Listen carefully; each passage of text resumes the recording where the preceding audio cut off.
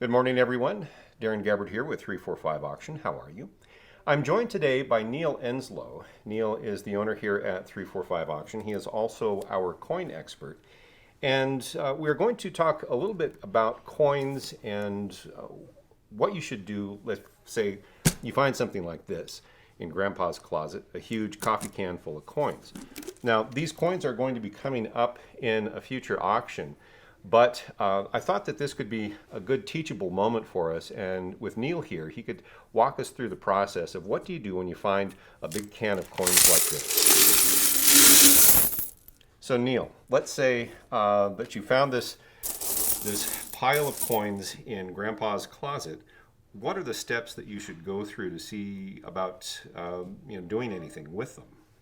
I would think first, the thing that we would look at on these coins is to determine whether they are U.S. vintage or whether they're foreign coins. Now, this particular bucket here is 100% foreign coins, and because it is, and we would deal with them differently than say we picked up a bag. These are U.S. pennies, and we would do different things with those than we would with these.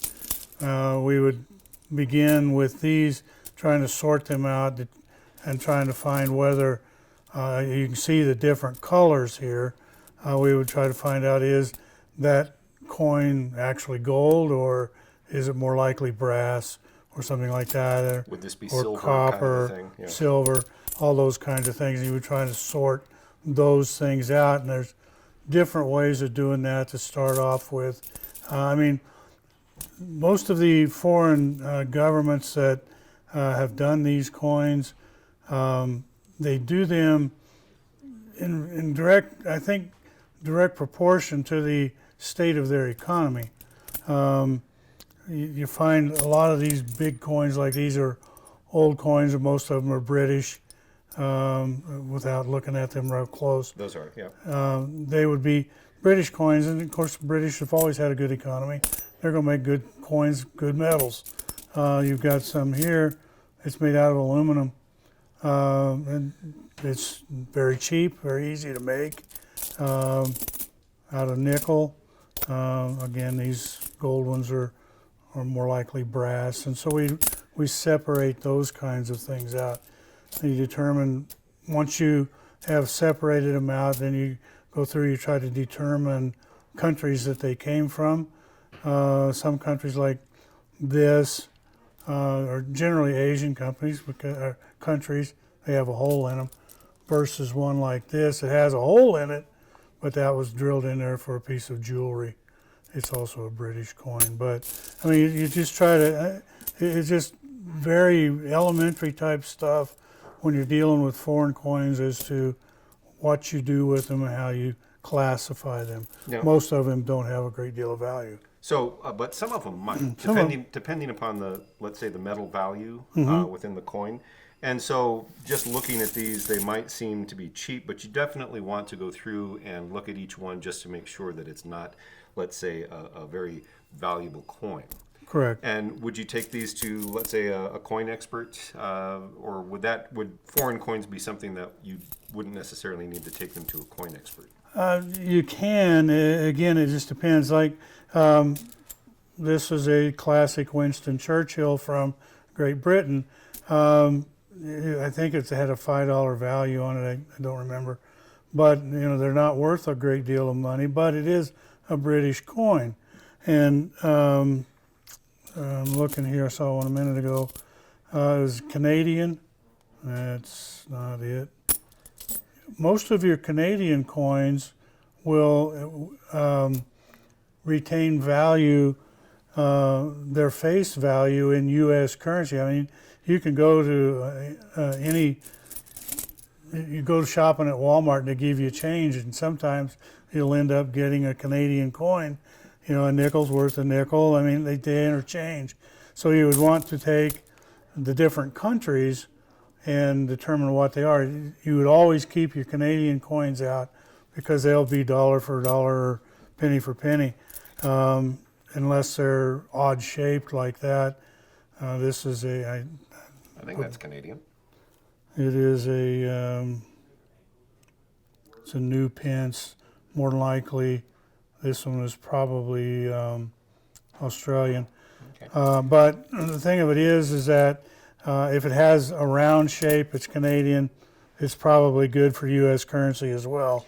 Now, let me ask a question from the perspective of somebody who would be bidding on these. Would this be a gift that you might get for your grandson, your granddaughter, niece or nephew? That would, and the reason for that is when we sell foreign coins, unless we can determine there's a good value for it, I mean they're worth something, we'll sell them in groups like this. And to answer Darren's question is that there is, for kids that have an inquisitive mind, which a lot of them do anymore, which is great, there's so much history just in a coin. Now, this one I'm looking at here, that it's Britannia on the back side here, and it's King George the Fifth on the That's 100 front. years old right there. Yeah, and being able to figure out, okay, first of all, who it is, what the symbol. It's a 1 penny coin, large penny. There's just so much history, and you look here. This is the same denomination coin, same Britannia on the back, Is that Victoria?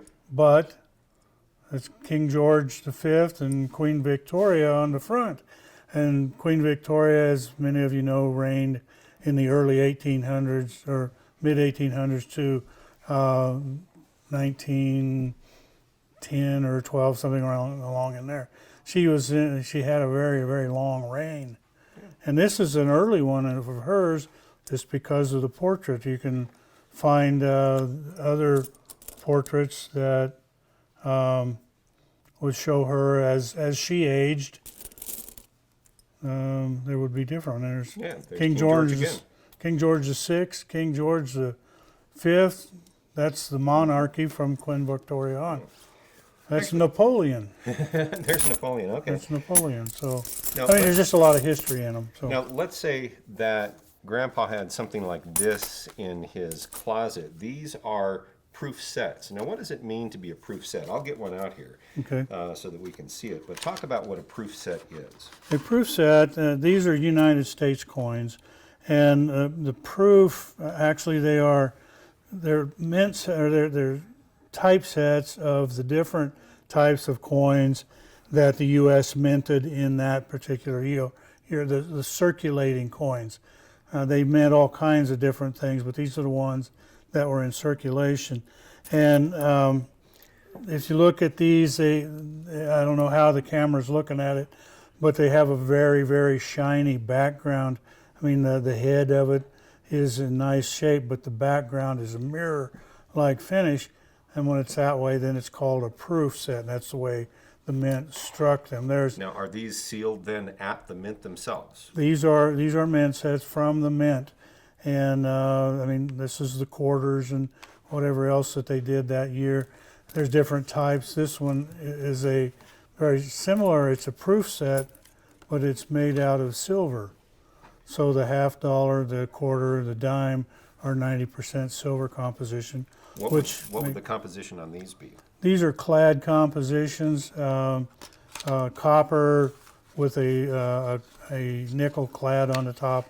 Of course, these are copper colored pennies. They're zinc composition. They have a copper coat. These are zinc, I think, as well. Okay. So these would essentially be the same face value, the same dollar value, but because of the increased content in silver, these would be more valuable, both numismatically as well as, let's say, the silver content. Yeah, I think, and memory serves me correct, the blue sets, these sold from the mint for roughly $20 when they were coming out, and these were about $50. And don't quote me on it, but I think that's about where they're at. And today the relationship would remain the same. Price of silver this morning was quite $23.30 or something like that. Yeah, so and that's per ounce. And again, those are 90%. So Now you have some coins over here that are silver coins or silver American coins. Can you Yeah. talk about those for a second? these are some that we actually have in an auction coming up, and these are typically what you're going to find in with your grandpa or whatever. He's Yeah, go ahead and take them out of the. and anyway, these are genuine American silver dollars. These are peace dollars, and they're dated 1922, which was the second year of their mintage. You'll find a lot of those. You'll find a lot of these type. These are Morgan silver dollars. Now, And why is this called a piece and why is this called a Morgan? this is the difference. And you look at the face of them. Mm-hmm. Well, Well, and I because think Morgan was the fellow who designed this particular head, right? right. Okay. And this one here, It says piece on the back. I think. I'm trying to remember. Yeah, it says peace right down here at the bottom. And so, I mean, it's just a different. They just changed. It's much like they have changed the quarters that we used to have to the quarters that are now the state quarters. And it's just a different design. That's Now, all. depending upon the condition of the coin, depending upon the year, there's added value beyond just the face value of the silver, or even the value of the silver Yeah. itself, right? If you take this down to the bank, they'll give you $1 for it. It's a $1 coin. But these are 90% silver, and they're almost an ounce full of silver. So if they melt it down, then silver price at $23, whatever it is, it's worth that much at least. But there is also numismatic value above and beyond that the collectors are interested in. Right. It depends upon the date, which is down here at the bottom, and a mint mark, which is either here. I think that one there's probably got a D on it. It's the mint mark is down there. The mint mark plus the date will make a great deal of difference in the value. The condition of the coin will make a great deal of value, a difference in the value. I like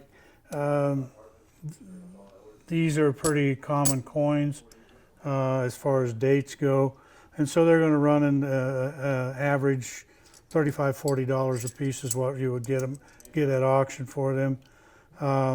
So if Grandpa had a bunch of these in the closet, you don't want to take these down to the bank No. and have them exchange them for $1 You a want to bring piece. them to me.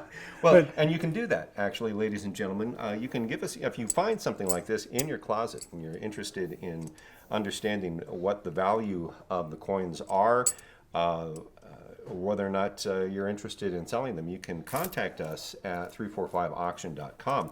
And if you are interested in numismatics and coins, we have 3 to 4 really good coin auctions every year, and we have high quality photographs that show you the front and the back side of every coin so that you can gauge for yourself.